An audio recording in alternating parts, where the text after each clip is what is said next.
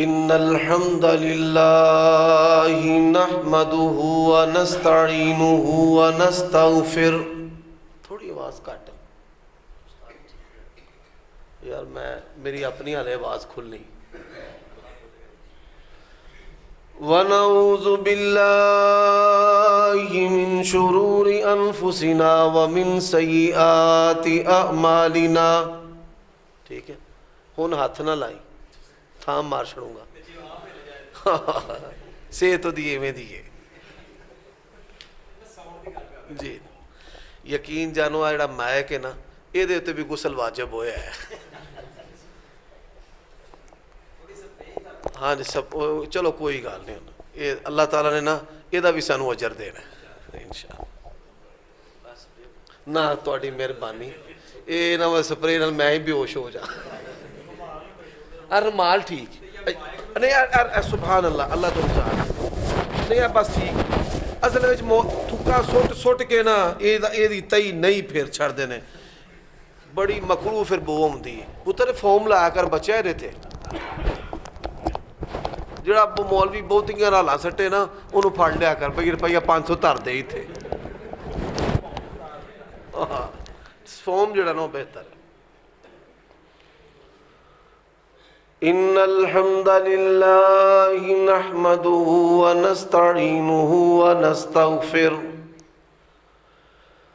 ونعوذ باللہ من شرور انفسنا. اے ٹوئے دے وچوں آواز نہیں ہونی چاہیے، انہوں سادہ کر، آواز بیس کٹا دے. سادہ جی میں نا سادہ میرا پتر جی میں دو بندے آپس گفتگو کر دینے پہ نیچرل آواز دی ہونی چاہیے. ونعوذ باللہ من شرور انفسنا ومن سیئات اعمالنا. من يهده الله فلا مضل له ومن يضلل فلا هادي له. ان کو استے ہو. واشهد ان لا اله الا الله وحده لا شريك له واشهد ان محمدا عبده ورسوله. اما بعد فان خير الحديث كتاب الله وخير الهدي هدي محمد صلی اللہ علیہ وآلہ وسلم. وشر الامور محدثاتها وكل محدثة بدعة وكل بدعة ضلالة وكل ضلالة في النار. اللهم صل وسلم على نبينا محمد وبارک وسلم وصل علیہ. اعوذ باللہ من الشیطان الرجیم. ان الذین آمنوا وعملوا الصالحات كانت لهم جنات الفردوس نزلا خالدین فیہا لا یبغون عنہا حولا. عیوب اور نقائص سے منزہ پاکیزہ تمام قسم کی حمد و ثنا اللہ وحدہ لا شریک لہ کے لیے، اور درود و سلام شفیع للمذنبین خاتم النبیین رسول کریم رؤوف الرحیم صلی اللہ علیہ وآلہ وسلم کی ذات اقدس پر. ماشاءاللہ بھائی کیمرہ مین بھی سیانہ بندہ ہے. میرے بھائیو دوستو، آج کی میری جو گفتگو ہے وہ میرے غیر اہل حدیث احباب اور اخوان ان کے لیے بالخصوص اور آپ سب کے لیے بالعموم. وہ لوگ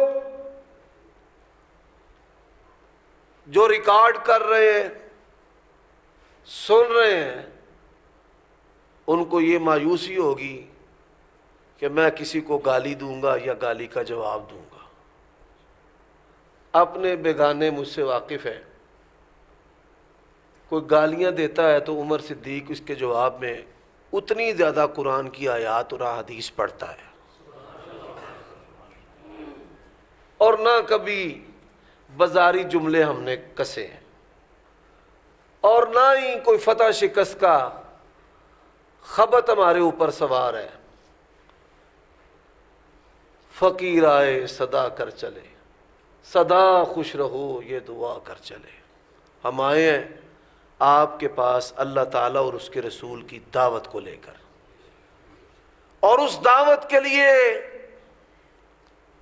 وَمَنْ أَحْسَنُ قَوْلًا مِّمَّنْ دَعَا إِلَى اللَّهِ وَعَمِلَ صَالِحًا وَقَالَ إِنَّنِي مِنَ الْمُسْلِمِينَ۔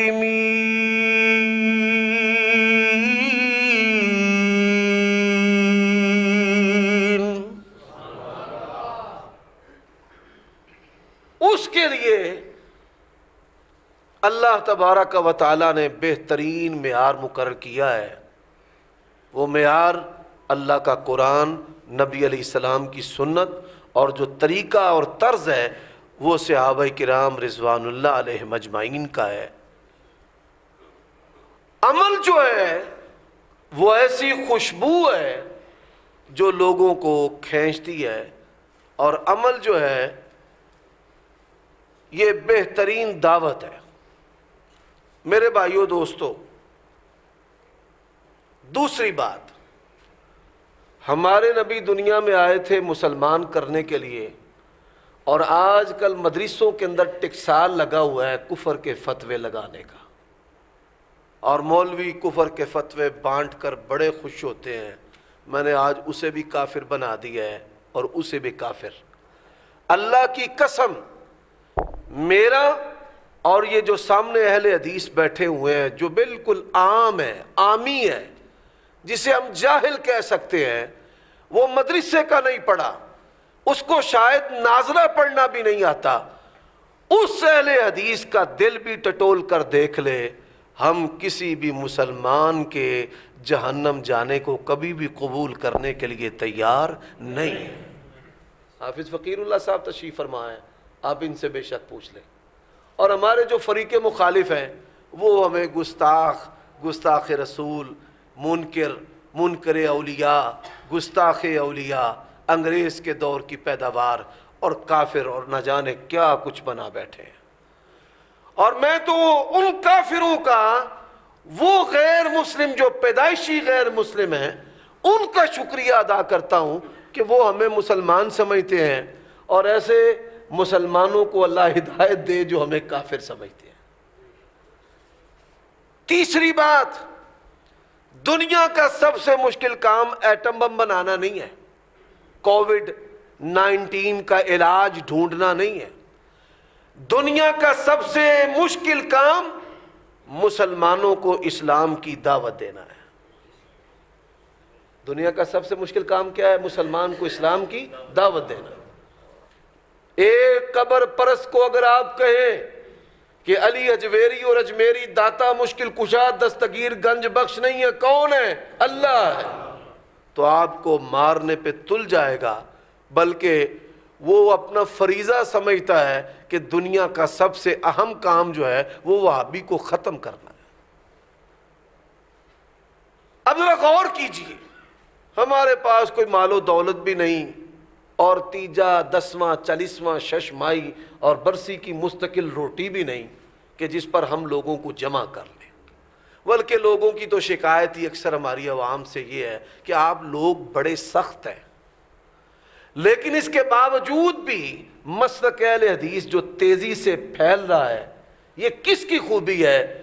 اما بعد فإن خیر الحدیث کتاب اللہ وخیر الحدی حدی محمد صلی اللہ علیہ وسلم۔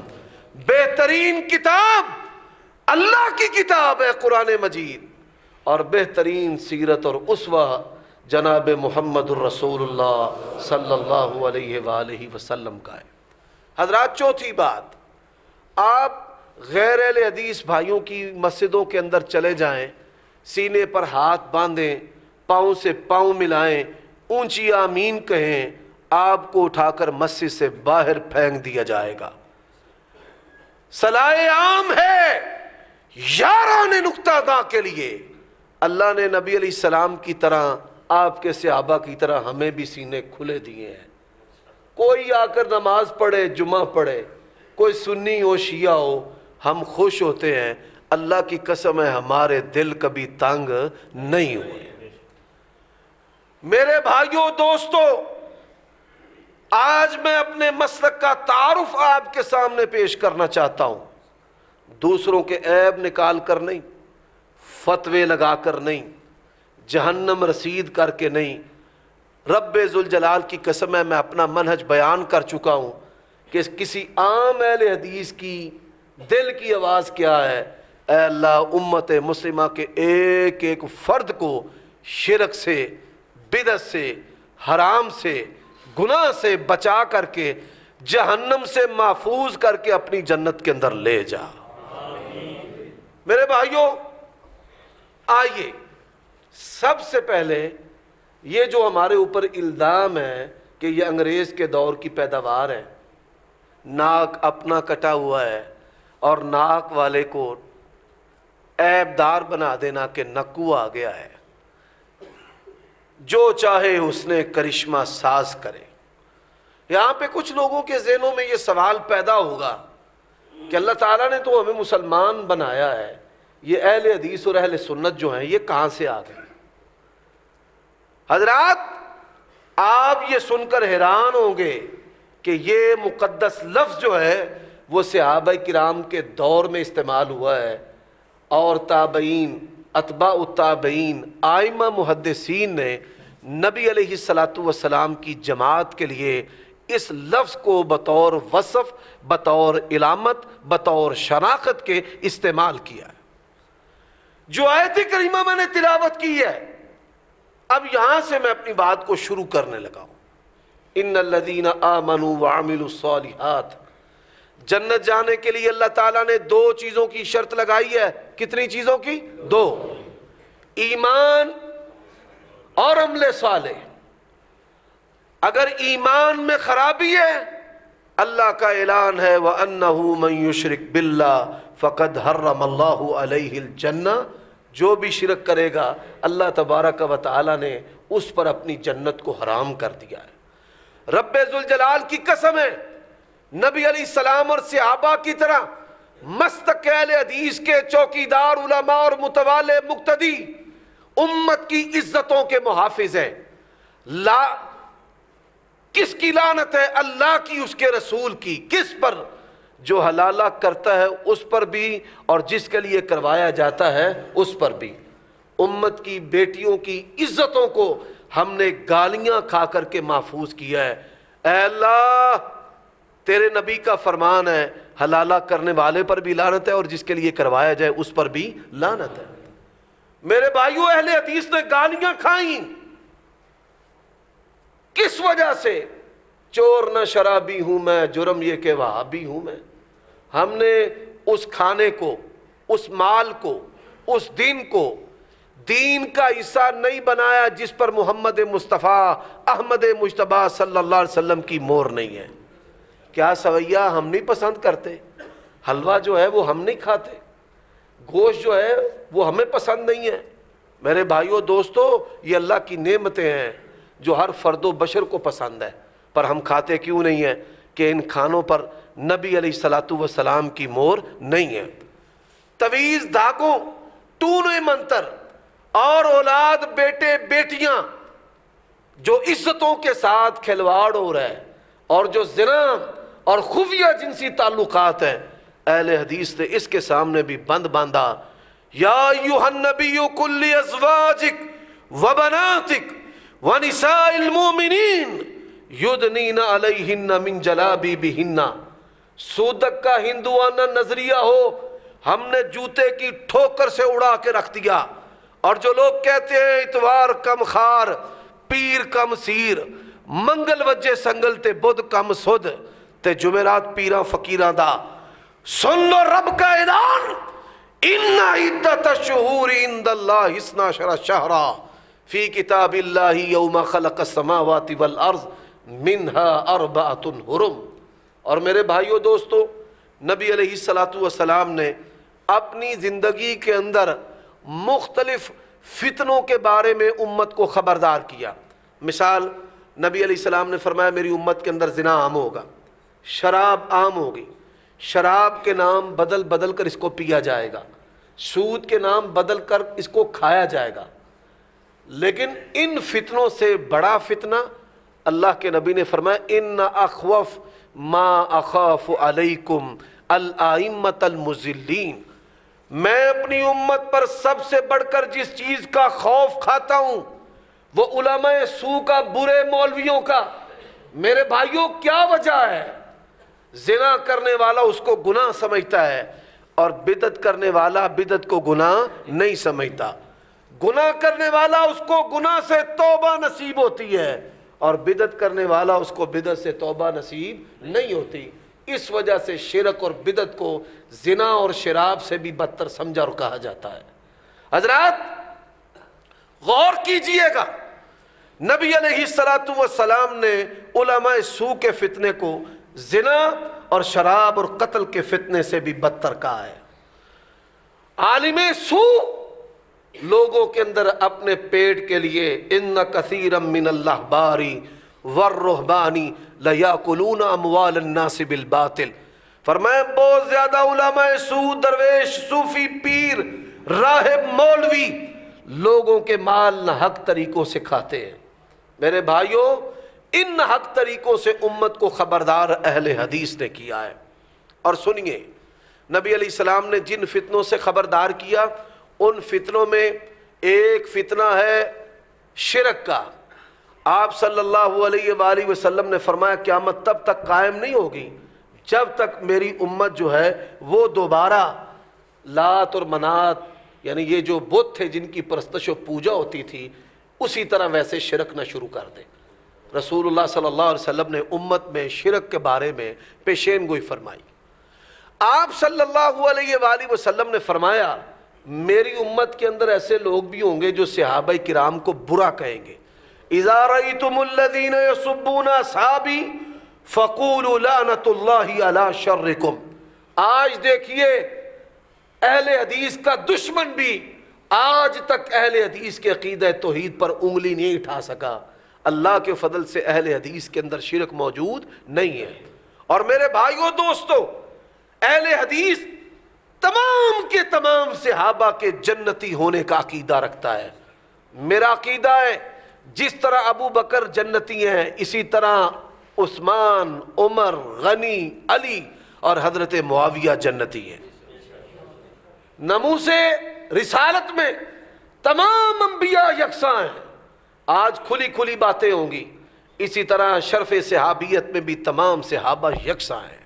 فضیلت دی ہے بعض کو بعض پر تو اللہ اور اس کے رسول نے دی ہے۔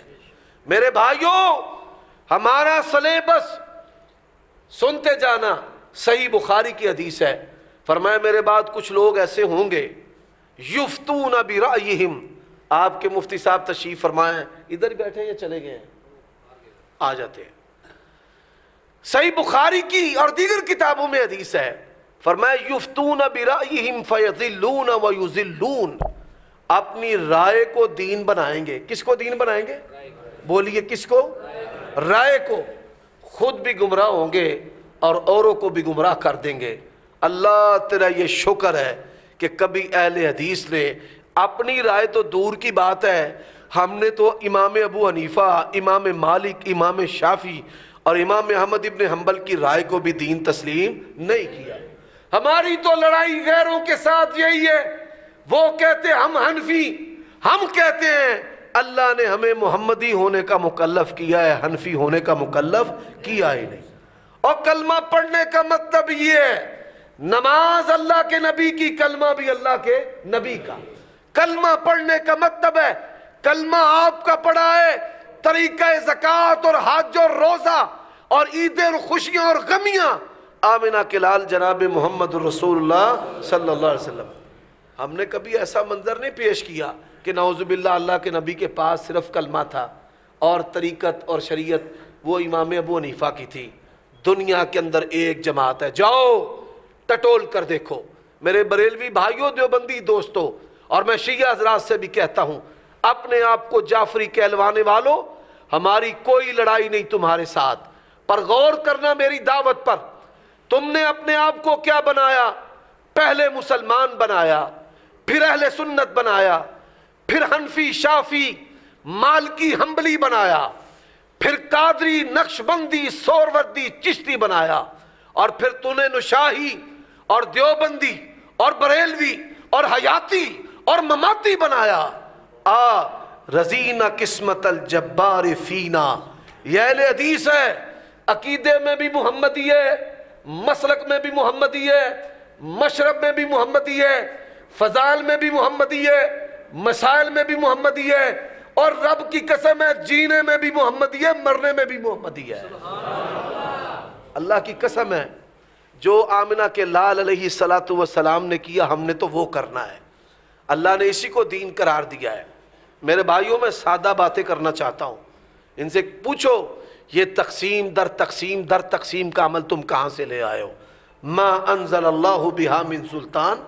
آج ایک بریلوی کھڑا ہوتا ہے, وہ کہتا ہے سیاست معاویہ زندہ باد, اور دوسرا کھڑا ہوتا ہے اور کہتا ہے مرد آباد. دونوں بریلوی ہیں. اگر تقلید وحدت کی علامت ہوتی تو یوں چھتروں میں دال کبھی نہ بٹتی کہ آپس میں تم ایک دوسرے کو کافر اور جہنمی اور گمراہ کہہ رہے ہو. ہمیں تو ایک صدی پہلے انہوں نے کافر کہہ دیا ہے. آج کل کافر کہنے کی جو عادت ہے نا, وہ ایک دوسرے کے اوپر پوری کر رہے ہیں. وہ کہتے ہیں فلانے مدرسے والے کافر ہو گئے, حتیٰ کہ خادم رضوی صاحب فوت ہوئے, ایک بریلوی مولوی آ گیا کہتا ہے یہ بھی جہنمی کافر ہے, نعوذ باللہ. وہ بھی بریلوی ہے, وہ بھی بریلوی ہے. سمجھ سے بالا تر بات ہے چشتی صاحب, سمجھ سے بالا تر بات ہے. کام جو ہے نا آج کل کفر کی توپوں کا, ان کا آپس میں چلا ہوا ہے. پر آؤ غور کرنا. میری باتوں کی سمجھ آ رہی ہے نا آپ کو؟ نبی علیہ السلام نے چوتھے فرقے سے خبردار کیا, فرمایا قرآن بڑا بہتر پڑھیں گے, نمازیں بڑی لمبی پڑھیں گے, لیکن قرآن ان کے حلق سے نیچے نہیں جائے گا. یہ داعش اور تحریک طالبان, مسلمانوں کی حکومتوں کو الٹنے والے, افواج پولیس پر حملے کرنے والے, یہ خارجی, یہ کفار کی پیداوار اور ان کے وکیل ہیں. اہل حدیث جماعت کا کسی زمانے میں بھی ان سے کوئی تعلق دور کا نہیں ہے. اللہ کے فضل سے ہم تکفیری نہیں ہیں, نہ ہم خارجی ہیں, نہ حکام وقت کے خلاف خروج اور پھر ان کو طاغوت کہنا, ان کی عدالتوں کو طاغوت کہنا, یہ خارجیوں کے جراثیم ہے جس سے اہل حدیث ہر دور میں متخلہ, بری اور پاک رہا ہے. یہ سب سے بدترین لوگ ہیں, سب سے بدترین. نبی علیہ السلام نے فرمایا ان کا جو آخر ہے وہ دجال کے ساتھ جا کر مل جائے گا. میرے بھائیوں غور سے سننا. اب نبی علیہ السلام نے کیا کہا؟ لا تزال طائفة من امتی منصورین علی الحق لا یضر من خذلهم. میری جماعت کا ایک گروہ ہمیشہ حق پر رہے گا. میری جماعت, میری امت, اس کا گروہ کب تک حق پر رہے گا؟ بولیے بھائی. ہمیشہ. کب تک حق پر رہے گا؟ ہمیشہ. نبی علیہ السلام سے پوچھا گیا, میں نے آج سادہ باتیں کرنی ہیں, میں اتحاد کی دعوت لے کر آیا ہوں, اور جو حساس ادارے کے افراد میری گفتگو کو ریکارڈ کر رہے ہیں اللہ کے لیے وہ بھی غور کریں. میں ذمہ داری سے کہتا ہوں, حافظ فقیر اللہ صاحب اللہ کے فضل سے مجھ پر اعتماد کرتے ہیں, میں اس مسجد کی چابی آپ کو دینے کے لیے تیار ہوں. اتحاد امت کی بات کرتے ہو, کھانوں پر نہیں, سیاسی مجلسوں میں نہیں, حاکم وقت کے سامنے نہیں, ڈی سی کے سامنے نہیں. جب تک شیعہ سنی نہیں ہوگا, سنی شیعہ نہیں ہوگا, تب تک اتحاد نہیں ہو سکتا. یہ غیر فطرتی اتحاد ہے. ایک اماں عائشہ ان کی عزت و عظمت اور روایت کو دین سمجھتا ہے. ہم اپنا دین نبی کے اہل بیت اماں عائشہ سے لینے کے اعتقاد رکھتے ہیں, منہج رکھتے ہیں, اور ہم اس دین کو مانتے ہی نہیں جن میں نبی علیہ السلام کی بیویوں کا احترام اور ان کی روایت نہ ہو, اور ایک ان کو گالیاں دے. بتائیے اور جس کے پاس معمولی غیرت ہے، ماں باپ کو گالیاں جو دینے والا ہے اس کے ساتھ ہینڈ شیک، ہاتھ نہیں ملا سکتا، ہم نبی کی ازواج کی توہین کرنے والے کے ساتھ ہاتھ کیسے ملا سکتے ہیں؟ میرے بھائیوں، ایک قبر کو سجدہ کرنے والا ہے، ایک علی اجویری کو داتا کہنے والا ہے، اور ایک اللہ کو داتا کہنے والا ہے۔ قبر کا پجاری اور اللہ کی توحید کو ماننے والا، توحید پرست، کیا دونوں برابر ہو سکتے ہیں؟ افمن کان مؤمنا کمن کان فاسقا لا یستوون۔ یہاں تو شرک اور توحید کا تقابل ہے۔ اللہ کی قسم ہے، زمزم پینے والا اور شراب پینے والا بھی کبھی برابر نہیں ہو سکتے۔ بات کو سمجھیے۔ میں مبارکباد دیتا ہوں یوتھ فورس کو اور حافظ فقیر اللہ صاحب کی جماعت اور ان کے رفقا کہ آپ نے یہ بہت نیک عزم کیا، اس پیغام کو آگے لے کر کے چلیں۔ دنیا میں اس وقت انسانوں کی تعداد 7.5 ارب کے قریب ہے۔ آپ یہ سن کر حیران ہوں گے کہ 6 ارب کے قریب پیدائشی کافر ہے، 1.5 ارب کے قریب مسلمان ہیں، اور مسلمانوں کی اکثریت شرک اور کفر کے اندر ڈوبی ہوئی ہے۔ کافروں کا اگر مقابلہ کرنا ہے، جب تک ہماری پیدائش، ولادت، تعداد زیادہ نہیں ہوگی تب تک ہم ان کا مقابلہ نہیں کر سکتے۔ اور میڈیا اور تعلیم کے ذریعہ ہماری بچیوں کے اور بچوں کے ذہن بنائے جا رہے ہیں کہ بچے 2 ہی اچھے۔ دیکھیے کفار نے کہاں تک اس امت سے لڑنے کی تیاری کی ہوئی ہے کہ ہماری ذہن سازی کر دی ہے کہ ہم نے زیادہ بچے پیدا نہیں کر رہے، حالانکہ نبی علیہ الصلوۃ والسلام نے ہمیں اس کی ترغیب دی ہے۔ میرے بھائیوں، امت کے طبقات کے اندر تصوف اور طریقت کو داخل کیا گیا۔ یہ عامل نجومی، یہ بنگالی باویل، یہ لوٹے گھمانے والے، یہ مولوی نما شیطان، ان کی سرپرستی کی گئی۔ اور بر صغیر پاک و ہند میں جب تک انگریزوں کی حکومت یہاں پر رہی ہے، کسی ایک مسجد کو بھی انہوں نے انچ زمین نہیں دی۔ جتنی زمینیں اور جگیریں دی ہیں وہ سب درباروں اور قبروں کو دی۔ یہ بہت بڑا لمحہ فکریہ ہے۔ بر صغیر پاک و ہند میں یہاں پہ کوئی عیسائی نہیں تھا، 2 قومیں تھی، یا مسلمان تھے یا ہندو تھے۔ اور یہ جو سکھ ہے یہ ہندوؤں کا ایک صوفیوں کا فرقہ ہے، بنیادی طور پر یہ بھی ہندو ہیں، ان کا ایک صوفی فرقہ ہے۔ یہاں پر عیسائیت کیسے پھیلی ہے؟ اٹھائیے تاریخ کو کہ یہاں پر آ کر جو پیری مریدی کا نظام تھا، تصوف کا، متصوفین نے سب سے پہلے ارتداد دین اسلام سے انحراف کرتے ہوئے عیسائیت کو قبول کیا ہے۔ حضرات، اللہ کی قسم ہے، ان معروضات پہ غور کیجئے کہ جب کسی کی بیٹی اور بیٹے کی عزت سے کھلواڑ کیا جاتا ہے وہ کس طرح دین اسلام سے دور ہو جاتا ہے۔ جب کسی کا ناحق مال لوٹا جاتا ہے اور اس سے غلامی جانوروں سے بدتر کروائی جاتی ہے، ہم دیکھتے نہیں کہ کس طرح مریدوں کے مال پہ یہ شاہانہ زندگیاں بسر کرتے ہیں۔ اور ہم نے اس نبی کا کلمہ پڑھا ہے جس نے جوں کھا کر جواہر لٹائے ہیں۔ میرے بھائیوں دوستو، اب نبی علیہ السلام نے فرمایا میری امت کا ایک گروہ ہمیشہ حق پر رہے گا۔ سوال ہے کہ حق والا کون ہے؟ بڑا آسان اس کا جواب ہے، اس کے لیے کوئی لمبی چوڑی کتابیں نہیں کھولنی پڑیں گی، 2 جمع 2 کی طرح جواب ہے۔ بھائی نبی علیہ السلام نے اگر سلسلہ قادری، نقشبندی، سور وردی، چشتی دیا ہے، قبروں کو پختہ کیا ہے، دوشالے چڑھائے ہیں، ان سے مانگا اور منگوایا ہے، پھر تو یہ قبروں والے سچے ہیں۔ جاؤ، میں ضعیف کی شرط بھی معاف کرتا ہوں، 23 سالہ دور نبوت میں اپنے قبوری نظام کی ایک جھلک لے آؤ، اللہ کی قسم ہے سب سے پہلے اہل حدیث اس کو تسلیم کرے گا۔ یہ گھوڑا نکالنے والے اور کوئی ہماری دشمنی نہیں ہے، ہم یہ لڑائیاں اور یہ بندوقیں اس پر بالکل بھی اعتقاد نہیں رکھتے۔ آؤ ہماری بات کو سنو۔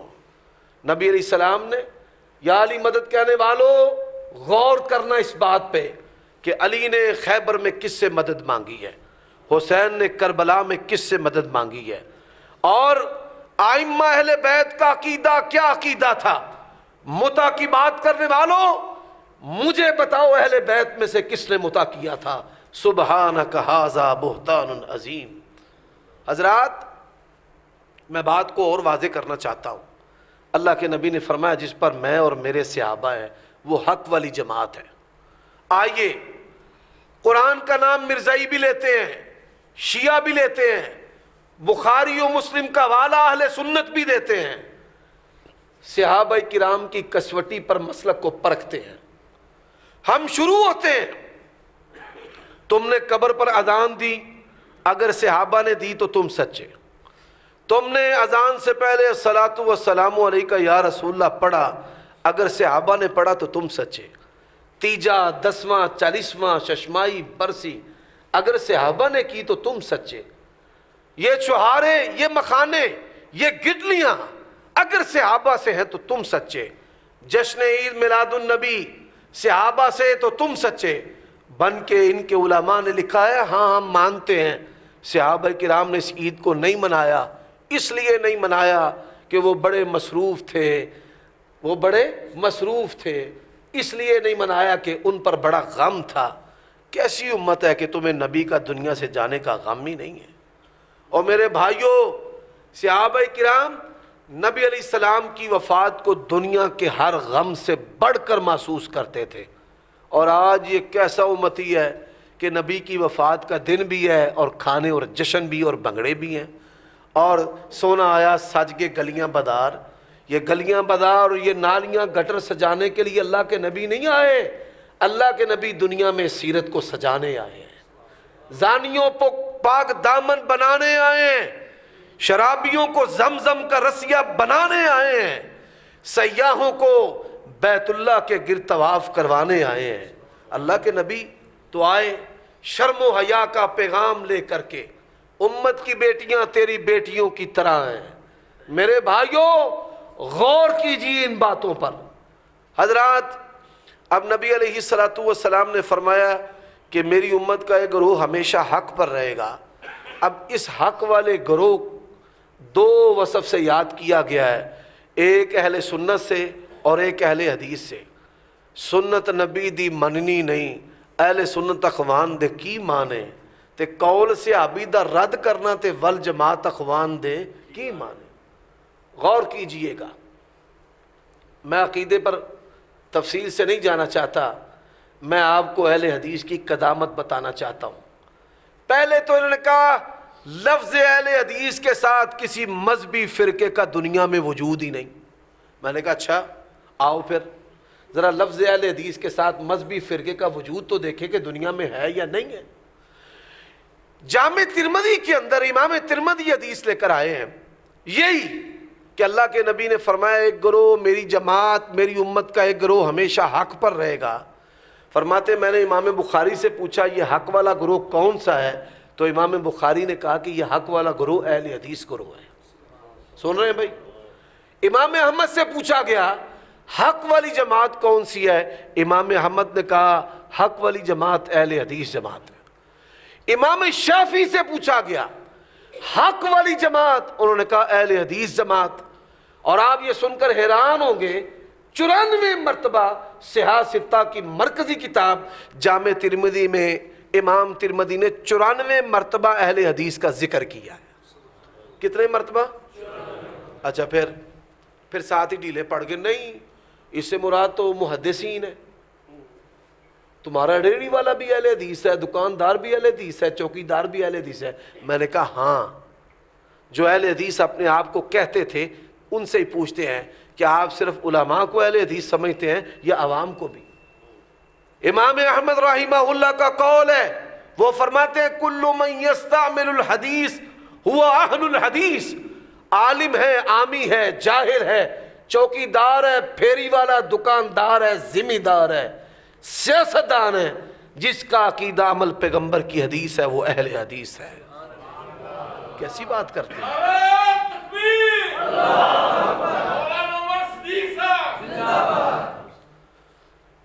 میری باتیں سنیں, نعروں کو چھوڑے یار, یہ سمجھنے والی باتیں نہیں مجھے نسا نہیں چڑھتا. یقین جانے یہ وقت ساتھ نہیں دیتا, نہیں تو دل چاہتا ہے کہ انسان ایسی باتیں کرتے رہے. اللہ کے لیے غور کرنا, اور میری باتوں میں سے اگر کوئی ایک بات بھی غیر معیاری ہو نا, मौलवी बनना कोई मेरी कारोबारी मजबूरी नहीं है। दोस्त अहबाब जानते हैं अल्लाह ने दुनिया बड़े बेहतरीन तरीके से दी है। अल्लाह की कसम, मैं जब मदरसा की तरफ पढ़ने के लिए गया ना, तो मेरे बाप ने कहा था कि तू मेरा बेटा है, हक बयान करते गोली की परवाह न करना, तू शहीद हो जाएगा, अल्लाह के यहाँ फ़ख्र से मेरा सिर बुलंद हो जाएगा। मैं जब भी इस मसनद पर बैठा हूँ ना, मैंने कभी इससे बेवफाई नहीं की। और आपको पता है कि बाज़ अहले हदीस लठ लेकर भी मेरे खिलाफ चढ़ दौड़े ना, मुझे परवाह ही नहीं बड़ी से बड़ी जमातों की। जो हक है उसको बेबांगे दोहल बयान किया है, और कभी परवाह नहीं की कि कसरत मेरे खिलाफ है या किल्लत मेरे खिलाफ है या हजरत मेरे खिलाफ है। जो अहले हदीस का मनहज है वो अल्लाह के फज़्ल व करम से बयान होता रहेगा। मेरे भाइयों दोस्तों, हमने जब इनको बताया कि भाई अहले हदीस उलमा भी हैं, अवाम भी है, अब उन्होंने तीसरा पत्ता फेंक दिया। तीसरा कहते नहीं, वो अहले हदीस और हैं, आप अहले हदीस अंग्रेज के दौर की पैदावार है। लो भाई, माना वाला में टक लगा ले, इस मस्जिद की नहीं, माना वाले की सारी मसाजिद की चाबियां मैं देने के लिए तैयार हूं। दुनिया की किसी अदालत में मुझे ले जाए। क्यों जी, हाफिज साहब मेरा साथ देंगे? मुफ्ती साहब बाहर, कदम बढ़ाओ। अल्लाह हमारे साथ है, सब कहे अल्लाह हमारे साथ है। मुफ्ती साहब बाहर तशरीफ फरमा है, उन्होंने भी इस बात में हाथ को हलाया है। मैं जिम्मेदारी से बात करने लगा हूं। आओ, अगर हम अंग्रेज के दौर की पैदावार हैं, सारी बनी बनाई मसाजिद तुम ले लो। हम जिम्मेदारी से कहते हैं अदालत में बुलाओ।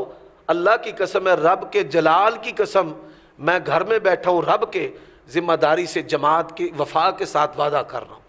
हम देखते हैं कि अंग्रेज के दौर की पैदावार कौन है, और ये ताइफा मंसूरा जो तसलसल से आ रहा है, ये कौन है, कैसे पहचानेंगे? हमारे अहले हदीस भाई बड़े भोले भाले हैं, इनका फोकस रफ़ यदैन, आमीन और फातिहा पर है। पर आज ये बातें सुनकर आपके रोंगटे खड़े हो जाएंगे। इनसे कहिए, आओ, आइमा मुहद्दिसीन ने पहली सदी से लेकर दुनिया में सबसे पहले हदीस की किताब लिखी गई है। दुनिया में सबसे पहले हदीस की किताब हमारे गुजरावाला में एक मदीना किताब घर है। उसका जो मालिक था वो कोई आलिम नहीं था, आम आदमी था, आपकी तरह किताबें बेचता था मुख्तलिफ मकातब फ़िक्र की। एक बंदा आ गया, भाई अहले हदीस के खिलाफ जो किताबें लिखी गई हैं वो दें। उन्होंने देवबंदी और बरेलवी उलमा की जो किताबें हैं वो दे दी। उसने कहा देवबंदियों के खिलाफ जो किताबें लिखी गई हैं, अल्हम्दुलिल्लाह हमने मजहबी इंतशार नहीं फैलाया। अगर अहले हदीस के खिलाफ आप देवबंदियों बरेलवियों की किताबें इकट्ठी करना शुरू कर देना, लाइब्रेरियों की लाइब्रेरियां बन जाए। हमारे अंदर ये चीज़ें हैं नहीं। हमने अगर किताबें लिखी हैं तो चंद लिखी हैं, ते 100 सनार दी ते 1 लवार दी। और मौलाना अब्दुल्ला निसार कहते हैं ते 100 लवार दी ते इको ही अब्दुल्ला निसार दी। और मैं अल्लामा एहसान अली ज़हीर रहमतुल्लाह अलैह एक एक किताब लिखी है, आज तक कोई माई का लाल जवाब दे सका नहीं दे सका। अक्लमंद के लिए इशारा काफ़ी है। हमें क्या कि उम्मत का पैसा इन कामों में हम ज़ाया करें, किताब व सुन्नत ही काफ़ी है। उसने कहा बरेलवियों के खिलाफ भी कोई किताब दो ना, तो काउंटर पर कुरान मजीद पड़ा हुआ था। उसने कहा ये ले जा, ये सारी बरेलवियों के खिलाफ ही, पूरा कुरान ही इनके खिलाफ है। मेरे भाइयों दोस्तों, बात समझने की है। पहले कहते थे अहले हदीस फिरका नहीं है, फिरका दिखाया, और किसी आम किताब से नहीं, सिहासित्ता से, बुखारी और मुस्लिम से। फिर कहते नहीं ये तो उलमा मुहद्दिसीन है, फिर दिखाया कि नहीं उलमा भी अवाम भी। फिर तीसरा इतराज है, नहीं वो और हैं आप और हैं, वो और हैं और आप और हैं। और मेरे भाइयों, बर्रे सगीर पाको हिंद में सबसे पहली जो मस्जिद बनी है ना, वो केरला में बनी है। हिंदू बादशाह था, चांद के 2 टुकड़े उसने देखे और कहा जा अपने बेटे को कि तलाश कर कि दुनिया में कुछ सरदार जाहिर हुआ है जिससे ये मौजज़ा आया है। کیونکہ ہندوؤں کی کتابوں میں بھی نبی علیہ السلام کی پیشین گوئی تھی. وہ نبی علیہ السلام کو تلاش کرتا کرتا عرب کی سرزمین میں آیا. تب اللہ کے نبی دنیا سے جا چکے تھے, صحابہ کرام تھے.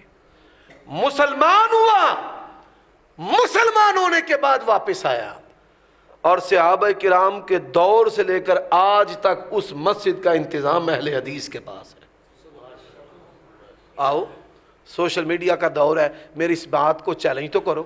چلو کوئی بندہ کہہ دے کہ یار انڈیا کی بات کر دی ہے, نہ آنا نہ جانا, مولوی بات پھینک کر نکل گیا ہے. چلو یہاں مانا والا ضلع شیخوپورہ میں ہے, یہاں کی کچہریوں میں چلے جاتے ہیں. دیکھیے, دنیا میں سب سے پہلے حدیث کی کتاب صحیفہ امام حمام بن منبہ حضرت ابو ہریرہ رضی اللہ تعالیٰ عنہ کی کتاب ہے حدیث کی. کس کی؟ حضرت ابو ہریرہ. اگر اس میں سے مصدق اہل حدیث نکل آئے تو ہم سچے, آپ نکل آئے تو آپ سچے, رفع یدین کرنے کی حدیث نکلے تو کون سچا, اور نہ نکلے تو کون؟ اسی پہ ٹک لگا لو. دنیا میں پہلی حدیث کی کتاب ہے حضرات, اس کو لے کر چلتے ہیں. میں بات کو اور واضح کر دیتا ہوں. محدثین نے عقائد پر کتابیں لکھی ہیں. کس پر؟ بولو یار, عقائد پر. مثال کتاب التوحید امام بخاری نے لکھی ہے, کتاب التوحید ابن خزیمہ نے, کتاب التوحید ابن مندہ نے, یہ محدثین ہیں.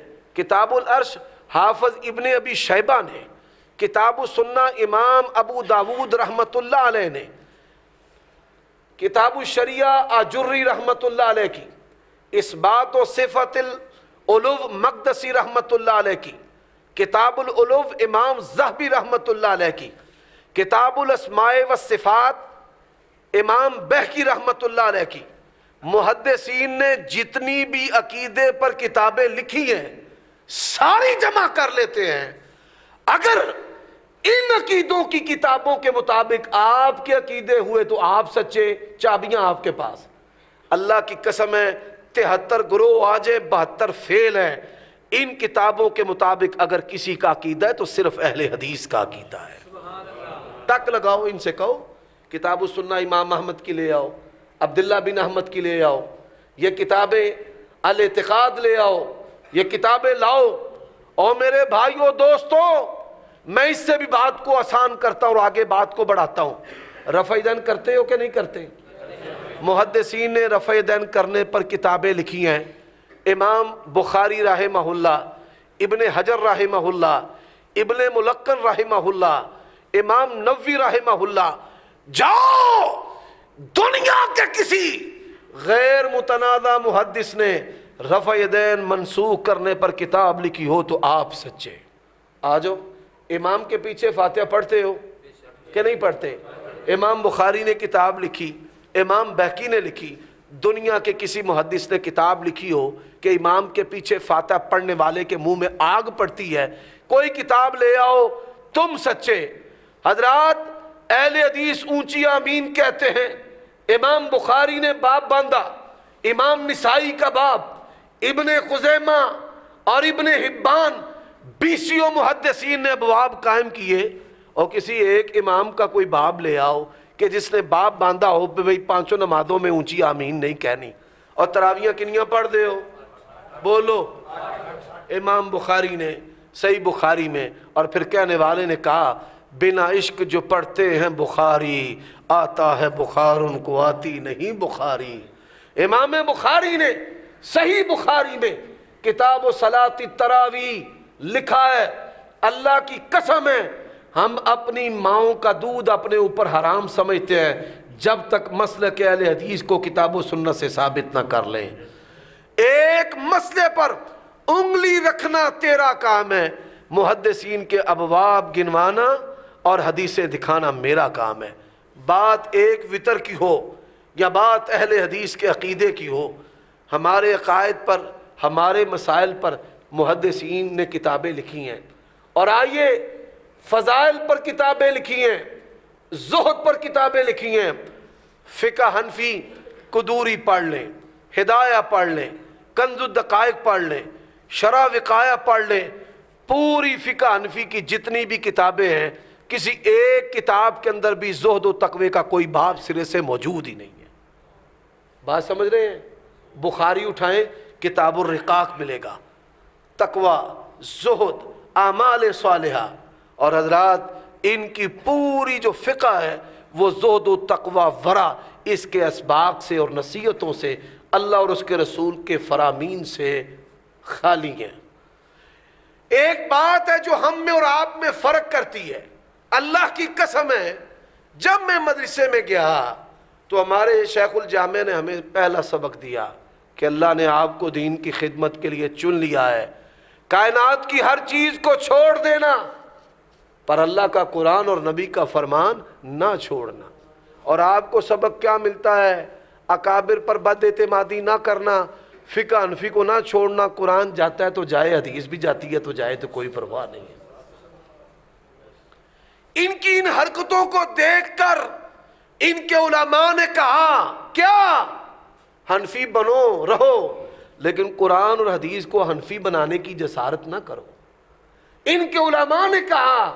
مفتی شفیع صاحب کہتے ہیں سر پکڑا ہوا تھا انور شاہ کشمیری صاحب نے، کتاب وحدت امت میں لکھا ہوا ہے. میں نے کہا حضرت کیا بات ہے؟ فرماتے امت یہ ذرا سننے والی بات ہے. علامہ انور شاہ کشمیری جن کو امام ابو حنیفہ ثانی کہا جاتا ہے، سر پکڑ کر بیٹھے ہیں. حضرت کیا بات ہے؟ فرمانے لگے میں نے تو زندگی ضائع کر دی. کہتے ہیں حضرت اگر آپ نے زندگی ضائع کر دی ہے تو ہماری کس کھاتے ہے؟ کہتے ہیں ہماری ساری زندگی تقریروں تحریروں کا مقصد ہی فقہ حنفی کا غلبہ اور برتری ثابت کرنا ہے. فقہ حنفی کا غلبہ اور برتری ثابت کرنا ساری زندگی کا مقصد یہ رہا ہے. تو یہ تو قرآن اور سنت کی خدمت تو ہم نے نہ کی، ہم نے تو زندگی ضائع کر دی ہے.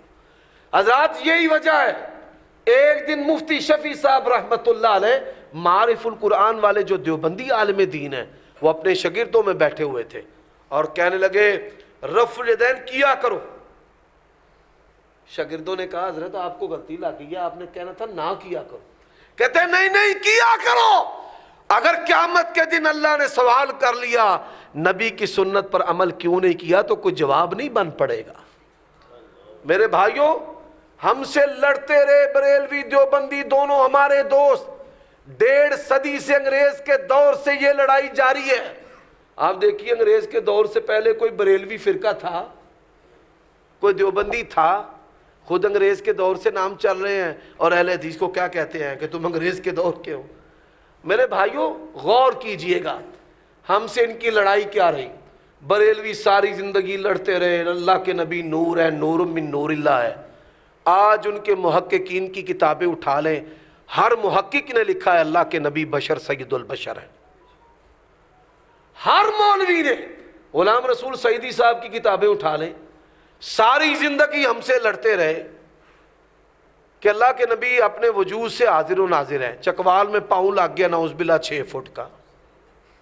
اور جاہلو اللہ کے نبی نے کہا ہے کہ میں ابراہیم علیہ السلام کے مشابہ ہوں تخلیق میں.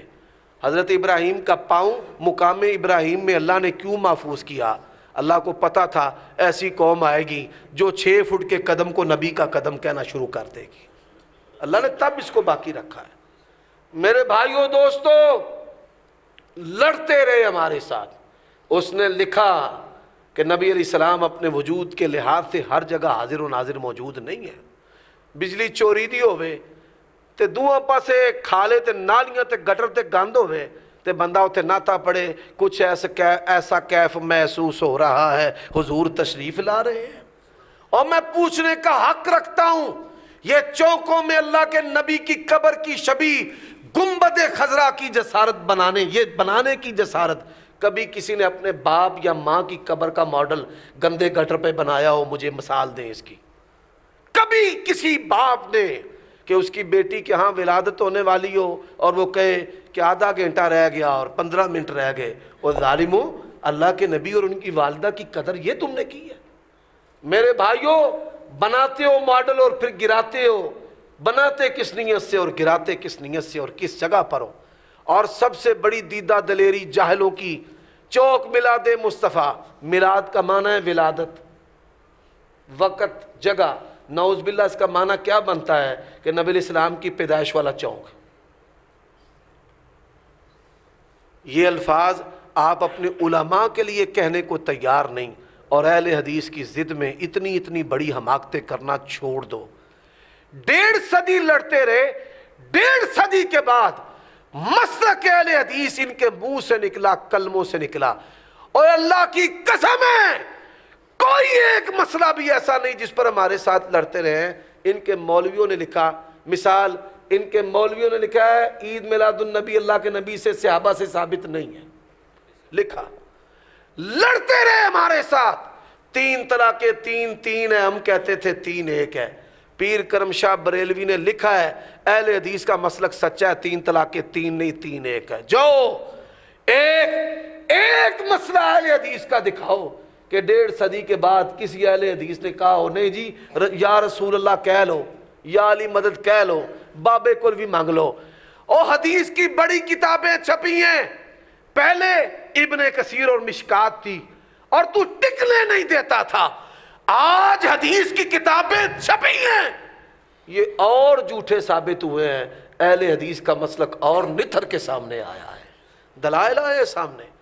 ایک مسئلہ آج میں دعوے کے ساتھ کہتا ہوں، ایک مسئلہ جس پر اہل حدیث کے ساتھ ان کی لڑائی تھی، ایسا نہیں ہے کہ ان کے علماء نے اس کو تسلیم نہ کیا ہو۔